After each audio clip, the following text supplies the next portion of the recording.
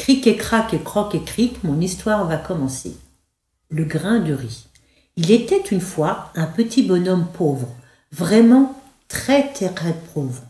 On était un 31 décembre et tous les gens s'apprêtaient à fêter la nouvelle année autour d'un grand festin. Il se dit que même pauvre, ce jour-là, lui aussi allait s'offrir un bon repas. Mais voilà, il eut beau fouiller dans ses placards, il ne trouva rien à cuisiner, même pas de quoi faire une soupe. Il s'apprêtait à abandonner la partie, découragé, quand, ô miracle, il trouva un grain de riz. Pas deux, non, un seul et unique grain de riz. Pas vraiment de quoi faire un festin, mais c'était mieux que rien. Mais voilà, pour faire cuire du riz, même un seul grain, il faut une casserole, et le petit bonhomme n'en avait pas. Il décida donc d'aller voir un de ses voisins. « Bonjour, lui dit-il. Peux-tu me prêter une casserole pour faire cuire mon riz, s'il te plaît ?» Le voisin lui répondit. « Bien sûr, choisis celle que tu veux. Tu peux prendre une grande ou une petite casserole. » Le petit bonhomme avait toujours entendu dire qu'il fallait beaucoup d'eau pour éviter que le riz colle. Il opta donc pour une grande casserole. Le voisin en déduisit qu'il devait avoir beaucoup de riz et demanda qu'en échange de son prêt, le petit bonhomme l'invite à partager son repas. Quand il y en a pour un, il y en a pour deux. Et l'invita à dîner.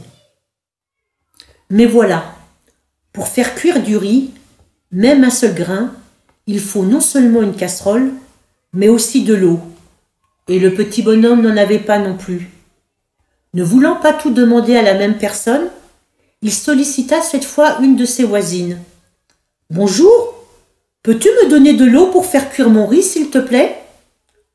La voisine lui répondit. « D'accord, je vais aller t'en chercher au puits, mais c'est fatigant.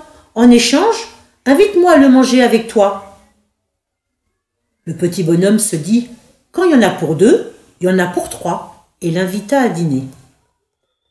Mais voilà, pour faire cuire du riz, même un seul grain, ils font non seulement une casserole et de l'eau, mais aussi du feu pour faire bouillir l'eau.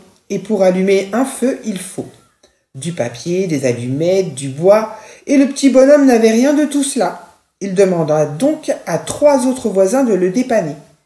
Pierre pour le papier, Paul pour les allumettes et Jacques pour le bois. Tous les 3 lui fournirent matériel et matériaux indispensables, mais en échange, ils lui demandèrent de partager son repas. Fidèle à lui-même, il acquiesça, car quand il y en a pour 2, il y en a pour 3. Quand il y en a pour 4, il y en a pour 5. Et quand il y en a pour 5, il y en a pour 6. Il eut alors l'idée géniale de convier un autre voisin qui élevait des poules en vue du réveillon. « Ce soir, avec des voisins, on va fêter la nouvelle année. Alors, si vous souhaitez vous joindre à notre petit groupe, ce sera avec plaisir. » Le fermier s'empressa d'accepter, lui qui ne recevait jamais la moindre invitation. Mais inconcevable de venir les mains vides. « J'apporterai un poulet, indiqua-t-il au petit bonhomme qui continua ainsi de faire du porte-à-porte, invitant une éleveuse de dinde, un maraîcher, un boulanger, un berger, un vigneron.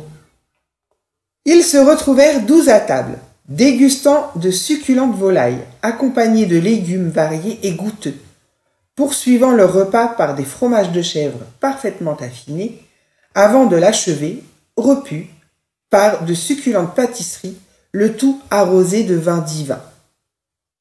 Au fait, au départ, je n'avais qu'un seul grain de riz, leur avoua le petit bonhomme avant de leur raconter toute l'histoire. Tout le monde s'est regardé et a bien ri, heureux de ce moment de partage. Et cric et crac et croc et cric, notre histoire est terminée.